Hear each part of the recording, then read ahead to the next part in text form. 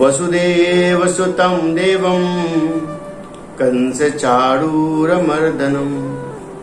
देवकी परमानन्दं कृष्णं वन्दे जगद्गुरुं। सर्वोपनिषदो गावो दुग्धा गोपालनन्दनः पार्थो वत्स सुधीर्भुक्तः दुग्धं गीतामृतं महत्। बोले कृष्ण कन्हैया लाल की जय। परम पिता परमात्मा भगवान श्री कृष्ण, जिनकी असीम कृपा से आप और हम एक बार पुनः आज गुरुवार के दिन श्रीमद् भगवद गीता भगवान के शब्दानुवाद को लेकर, भगवान के भावानुवाद लेकर आपके मध्य आ गए। श्रीमद् भगवद गीता भगवान के द्वारा प्रकट किया हुआ वो व्याख्यान है जिसको सुनकर, जिसको आत्मसात कर एक भीरू कायर अर्जुन ने पूरा युद्ध जीत लिया। उनके साथ साथ बहुत सारे लोगों ने समाज के गीता को पढ़ा, और आज भी आप देखते होंगे अदालत के भीतर गीता पर हाथ रखकर सौगंध खिलाई जाती। यदि गीता पर हाथ रखकर सौगंध न खिलाई जाए, वह श्रीमद् भगवद गीता सबको पढ़ने, समझने और आचरण में उतारने का अवसर दिया जाए तो संभव ये अपराध ही कम हो जाए। भगवान की श्रीमद् भगवद गीता हमको और आपको ऊर्जा प्रदान करती है। कभी कभी हमारा मन सामाजिक काम करते करते, घर के काम करते करते, परिवार के काम करते करते मन अकारण निगेटिविटी से घिर जाता है, और मन क्या कहता है, अच्छा नहीं लगा। मन क्या कहता है, चलो कहीं चलते हैं। ये मन जब कहने लगे तो इसका अर्थ ये हुआ कि कहीं से वातावरण से निगेटिव ऊर्जा आपके मन पर आक्रमण कर रही है, और जब आपके मन पर निगेटिव ऊर्जा का आक्रमण हो जाता तो मन डूबने सा लगता है। और जब मन डूबने लगे तो क्या करें? आइए कुछ पल श्रीमद् भगवद गीता के शरण में चलते हैं। भगवान श्री कृष्ण ने श्रीमद् भगवद गीता के प्रथम अध्याय और प्रथम अध्याय में भी 19वां श्लोक आज हम लोग दर्शन करेंगे। और आज के यजमान एक बार पुनः श्री आशीष भदौरिया जी हैं। बड़ा अच्छा स्वभाव है उनका, और उनका स्वास्थ्य ईश्वर अच्छा रखे, उनको खूब धन ऐश्वर्य कीर्ति की वृद्धि करे, भगवान के चरणों में ऐसी प्रार्थना है। तो एक बार हम उच्चारण करें, और एक बार आप सभी जहां पर भी हैं वहां पर यह श्लोक उच्चारण करें। फिर इस श्लोक का दर्शन हम लोग अपने भावानुसार करें। एक बार हम बोले और एक बार आप उच्चारण। सघोषो धार्तराष्ट्राणाम्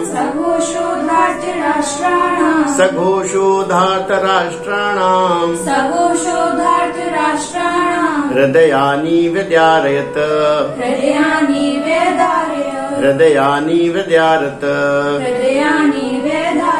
नभश्च पृथिवीं चैव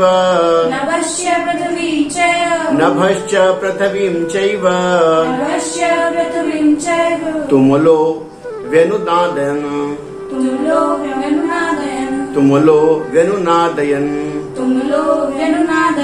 भगवान श्री कृष्ण संजय के द्वारा संपूर्ण जगत को बोध करा रहे। पिछले श्लोक में हमने यह दर्शन किया था कि द्रौपदयाश्च, द्रौपदी की संतानों ने बड़े अद्भुत शंख बजाए। सौभद्रश्च महाबाहु, उन लोगों ने बड़े बड़े शंख बजाए, और शंख बजाने से उनका शब्द आकाश में गया, पृथ्वी में गया। जहां जहां भी उनके शब्द गए तो वो शब्द को सुनकर धृतराष्ट्र के पुत्रों के हृदय विदीर्ण होने लगे। ऐसा संजय बता रहे। किसी भी शब्द को सुनकर यदि किसी के मन में और हृदय में हलचल होती है, किसी को अच्छा लगता है और किसी को बुरा लगता है। तो भगवान कहते हैं कि कोई भी शब्द आपका इस प्रकृति में हलचल कर सकता है। आपकी कोई क्रिया दूसरे के मन को व्यथित और डिस्टर्ब भी कर सकती है। तो हम अपनी क्रिया के द्वारा, अपनी वाणी के द्वारा और अपने आचरण के द्वारा किन्हें विक्षेपित कर सकते हैं, जिसे चाहे। समाज में कभी कभी ऐसा होता है कि टेलीविजन चल रहा होता है और कोई बात हो रही होती और उस बात को सुनकर हमारा मन दुखी हो जाता है। कभी कभी हम उपदेश करते हैं, उपदेश में हमने कोई उदाहरण लिया और उस उदाहरण को तो हमने अपने भाव से प्रकट किया, लेकिन जिसके मन में जैसी भावना है उसे चुभ जाता है। जैसे हम बोलते हैं कि वो व्यक्ति को आलस नहीं करना चाहिए, देर तक नहीं सोना चाहिए। जो देर तक सोते हैं उनको वो बात पिन कर जाती है और वो क्या सोचते हैं, हमें को बता। जो लालची वृत्ति के हैं, यदि कोई लालच का प्रसंग आ गया तो उनको वो पिंच कर जाते हैं। और यदि कोई बात दुनिया में आपको बुरी लगे, आपको पिंच करे, आपको चुभे, आपको विदीर्ण करे, तो सावधान हो जाना चाहिए। क्या यह दोष आपके भीतर है? एक बार आप अपने मन को टटोल कर देखो कि जो बातें आपको चुभती हैं, आप चोर चोर चिल्लाते रहो, जो चोर नहीं है उसे बिल्कुल फर्क नहीं पड़ेगा। लेकिन जो चोर है वो ठिठक जाएगा, वो रुकेगा, वो मुड़कर देखेगा, वो घबराएगा। और पुलिस इस बात से ही चोर को अचानक पकड़ लेती है। तो जो व्यक्ति जो है, शब्द उन्हीं के ऊपर असर करते हैं। तो जब यह शंख बजाए गए तो शंख पांडवों के ऊपर असर नहीं किए, क्योंकि पांडवों का उत्साहवर्धन हुआ और कौरवों का हृदय विदीर्ण हुआ। ये छोटा सा श्लोक है 19वां, लेकिन बड़ी सुंदर इसमें व्याख्यान बताया। जब पड़ोसी का घर 3 मंजिल बन जाता है और आपका 2 मंजिल रह जाए, तो वह घर और घर के लोग आपके हृदय को चुभने लगते हैं, क्योंकि आपके भीतर छोटी सी अभिलाषा रह जाती है कि मेरा घर इनसे ऊंचा क्यों नहीं। पड़ोसी की नई गाड़ी आ जाए और आपकी 5 साल पुरानी हो, हृदय में चुभन होती है कि इसकी नई क्यों आई, हमारी पुरानी क्यों है। तो जो जो चीजें आपको शोकग्रस्त करे, दुखी करे, पिंच करे, तो आप सावधान होना कि कहीं कुछ सुधार करने की जरूरत है। अब सुधार क्या करना है? संत महापुरुष कहते सुधार क्या करना है। एक बहुत तेज रफ्तार की गाड़ी जा रही है, आपके पास से निकल गई और आपकी कार की क्षमता उतनी स्पीड से चलने की नहीं है, तो आप क्या करेंगे? कार का प्रयास करेंगे, उस गाड़ी को हम पछाड़ करेंगे और कितनी कोशिश जी जान भर करेंगे। लेकिन जो होशियार होते हैं वो क्या करते हैं कि अपनी क्षमता अनुसार दूसरे के सुखों को देखकर, दूसरे की विजय को देखकर, दूसरे की उपलब्धियों को देखकर वो अपने आनंद को नहीं खोते। वो अगर 60 की स्पीड से जा रहे हैं तो वो इसी स्पीड से चलेंगे, क्योंकि वो सोच लेते हैं कि कितनी गाड़ियों को हम क्रॉस करेंगे और फिर भी हम पीछे के पीछे ही। यदि आपको अपनी जिंदगी में आनंद चाहिए तो आप अपने सुखों को अपने अनुसार रहते रहते, जीते जीते उसका आनंद लीजिए। और मन दुखी हो जाता है। लोग कहते हैं कि हमारा मन दुखी है, क्या करना चाहिए? आपने कभी किसी घटना से आपका मन दुखी हो जाता, किसी विचार से दुखी हो जाता? और अक्सर हमने देखा है लोगों के मन जो डूबते हैं वो विचार से ही डूब जाते हैं। अभी हम एक घटना सुन रहे थे, एक कोरोना काल में एक व्यक्ति अपने पिता की मिट्टी को लेने के लिए गया, तो डॉक्टर ने बताया कि आपके पिताजी परसों के दिन भरते हुए थे और आज उनका निधन हो गया। तो उसको मिट्टी दे दी गई और मिट्टी ले जाकर उसने अंतिम संस्कार कर दिया। जब अंतिम संस्कार कर दिया, लौटकर आ रहा था तो पुलिस पहुंची और कहा, बेटा तुम गलत मिट्टी ले आए हो, तुम्हारे पिता अभी जीवित हैं। जो दुख था वह एक विचार से ही, एक घटना से ही सुख में बदल गया। वो लोग दोबारा से गए और जाकर अपने पिताजी को स्वास्थ्य लाभ मिल गया और वो हमको घर लिवा लाए। एक विचार आपको दुखी कर जाता है, एक विचार आपको सुखी कर जाता है, और दोनों विचारों से जो परे हो जाता है वो आनंद में रहता है। आप उसे को आपका 10 लाख का नुकसान हो गया तो कहता कोई बात नहीं। किसी से कहो कि आपका 10 लाख का घाटा हो गया, उसे कोई फर्क नहीं। गुजरात में एक सेठ जी थे, बड़े भगवान के भक्त थे, भजनानंदी थे। मैंने एक संत के द्वारा ये कथा सुनी थी कि वह बड़े आनंदित थे, बड़ा कीर्तन किया करते थे। एक दिन वो घर पर थे तो टेलीफोन आया, पुलिस वाले ने फोन किया कि सेठ जी एक बहुत बुरी खबर है, हमारी हिम्मत नहीं पड़ती कि हम आपको वह खबर सुनाएं। सेठ जी ने कहा हुआ क्या बताओ? बोले आपका बेटा स्कूटर लेके जा रहा था, उसका एक्सीडेंट हो गया। तो सेठ जी ने बोला कि हे राम, बड़ी भगवान की महती कृपा जो तुमने सूचना दी, पर अब हमें सच सच यह बताओ कि अगर मिट्टी हो गई हो तो अंतिम क्रिया की तैयारी करें, अगर घायल हो तो उपचार की व्यवस्था। पुलिस वाला कांपता हुआ बोला आप अस्पताल चले आइए। वो अस्पताल गए तो क्या देखा कि बेटे का ऑपरेशन हो रहा है। बस वो ऑपरेशन थिएटर के सामने ही खड़े होकर हरे कृष्णा हरे राम का कीर्तन करने। कीर्तन करते करते 10 से 15 मिनट बीत गए। लोगों ने कहा तुम्हें दुखी होना चाहिए, रोना चाहिए, तुम रो क्यों नहीं रहे, दुखी क्यों नहीं हो रहे?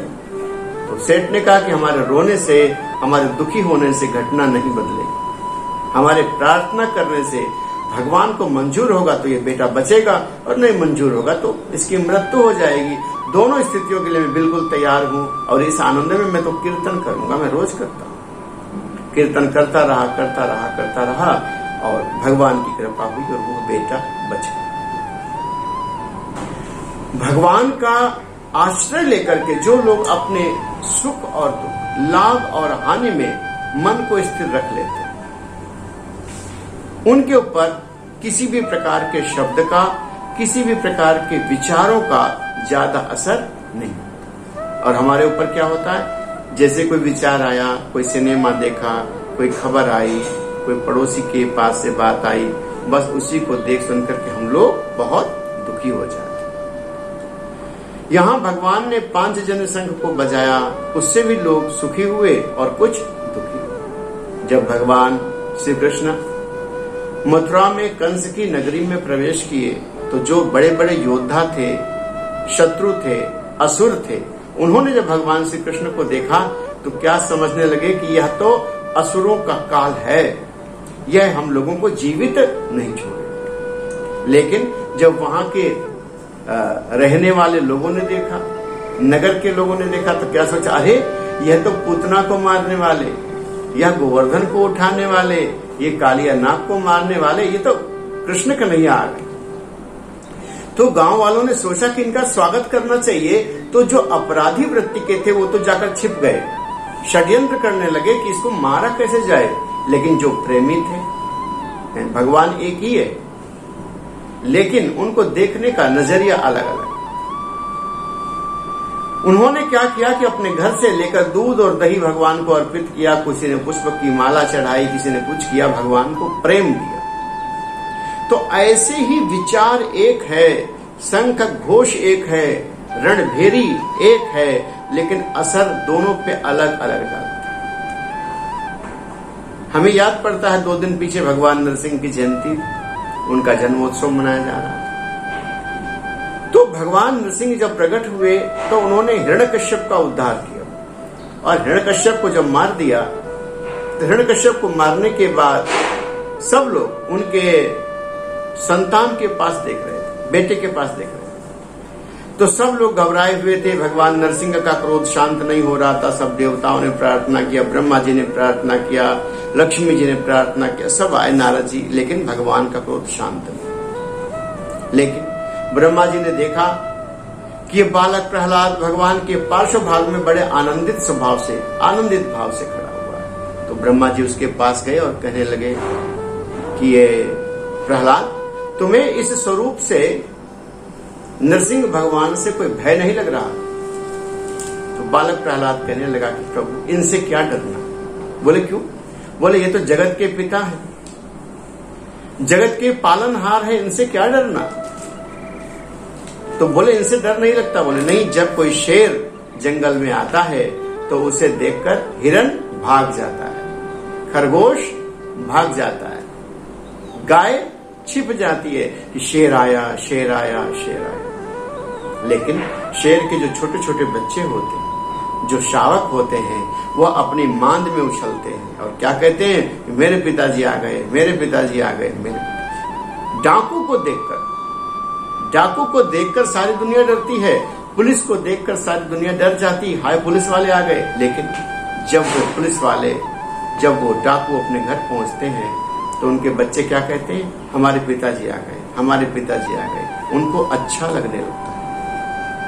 तो विचार की बात केवल इतनी ही है कि हमें कब अच्छा लगता है और कब अच्छा नहीं लगता। हमें अच्छा तब नहीं लगता है जब हमारे मन का नहीं होता। मन कहता है अच्छा नहीं लग रहा, एक तो घटना से अच्छा नहीं लगता। मान लो खूब अच्छे अच्छे बादल हो जाएं, रिमझिम पानी बरसने लगे, हल्की हल्की हवा चलने लगे, वातावरण मोहक हो जाए, अच्छा लगने लग जाता है। चिलचिलाती धूप हो, प्यास भी लगी हो, आप थक भी गए हो और कभी उस समय आपको अच्छा नहीं लग सकता, मन नीचे की ओर चला जाता है। संत कहते हैं कि जब वातावरण अच्छा हो, उस परिस्थिति को देखकर आपका मन अच्छा हुआ, इसका मतलब है कि परिस्थिति के अधीन आपका मन है। परिस्थिति बिल्कुल खराब और हम अपने मन में अच्छा विचार करने लगे तो धीरे धीरे उस विचार के कारण से वह परिस्थिति भी बदल जाएगी और हमारा मन भी बदल सकता है। तो आज पांडवों के शंख घोष से सौभद्रश्च महाभाव, जब उन लोगों ने शंख का उद्घोष किया तो वहां शुभ की घोषणा किया कि हम युद्ध को विजय करेंगे। लेकिन कौरव की सेना जो थी वह दुखी हो गई।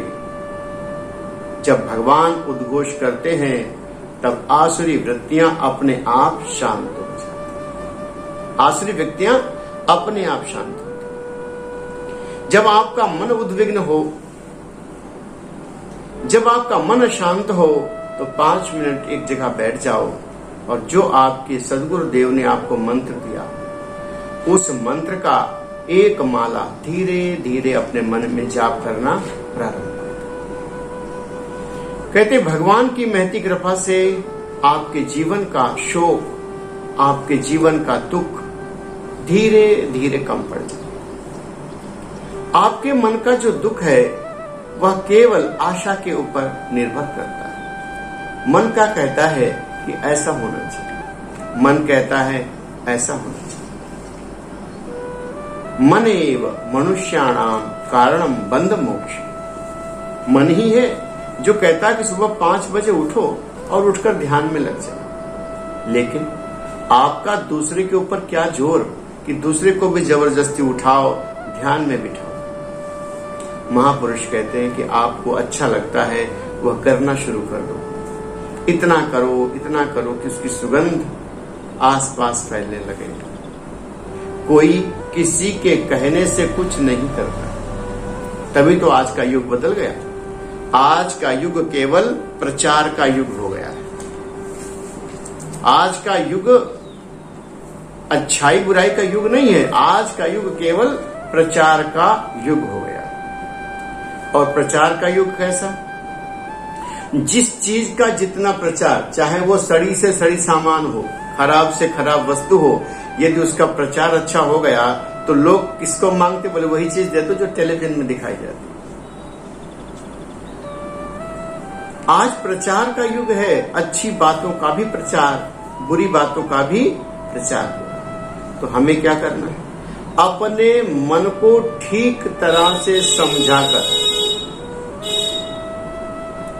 अपने मन को ठीक तरह से समझाकर, समझकर वही करना है जिसके लिए मन आपका लालायित हो।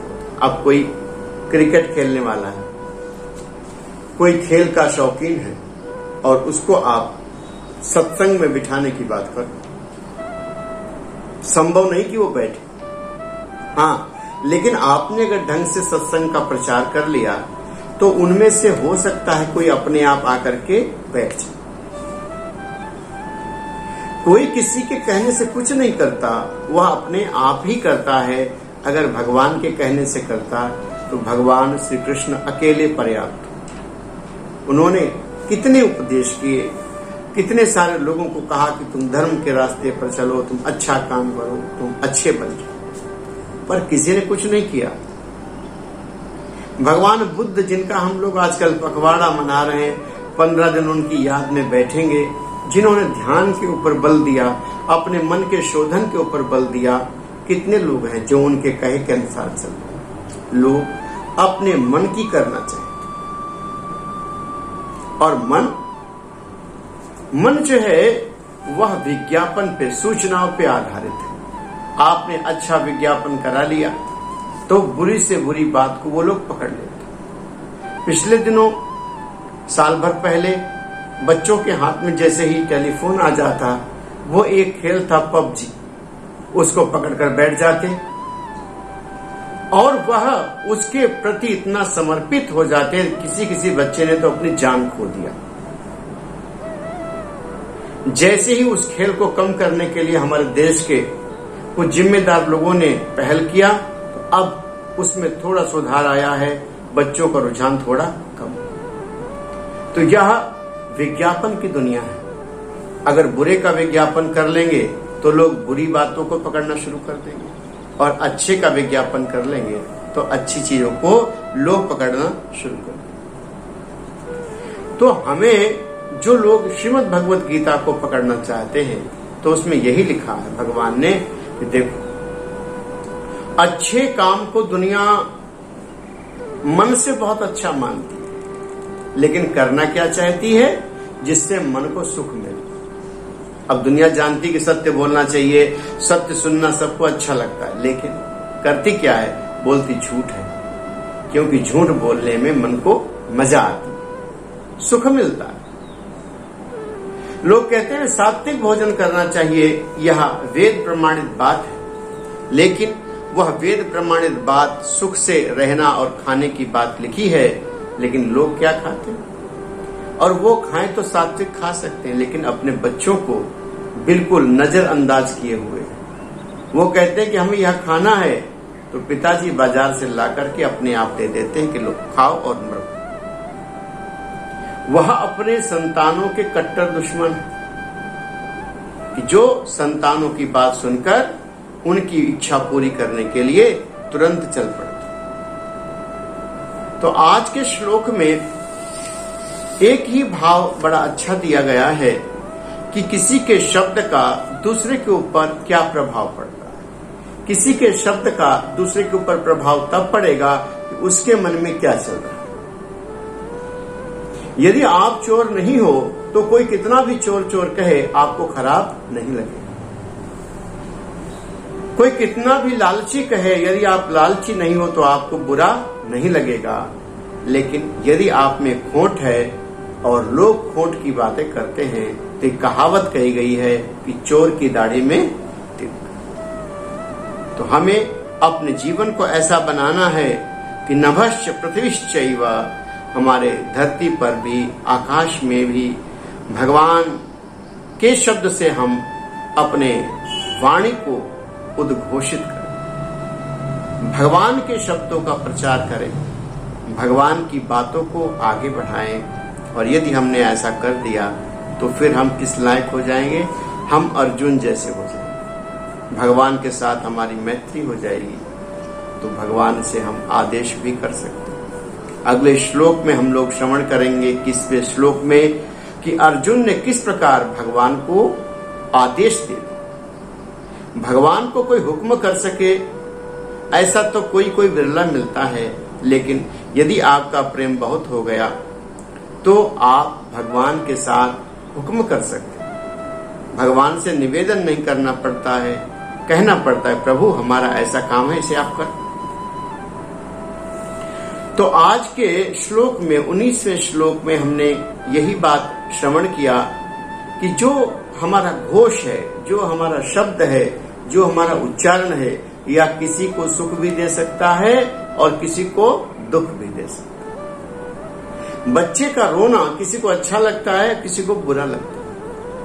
आपका कुछ बोलना किसी को अच्छा लगता है, किसी को बुरा लगता है। तो ऐसी अवस्था में आप अपने आप अपने आप से जानकर किसी को दुख न दें, कड़वी भाषा न बोलें, लेकिन फिर भी यदि किसी को बुरी लग जाए उसके लिए भगवान से प्रार्थना करना कि हे प्रभु, हमारे मन में ऐसी कोई बात थी नहीं पर इन्हें बुरी लगती है, इसके लिए मैं क्षमा प्रार्थी हूं। बस आज के लिए इतना ही। हमारे आशीष भदौरिया जी ने बड़ा सुंदर आज भाव दिया और उनके भाव से ही यह सत्संग पूरा हुआ।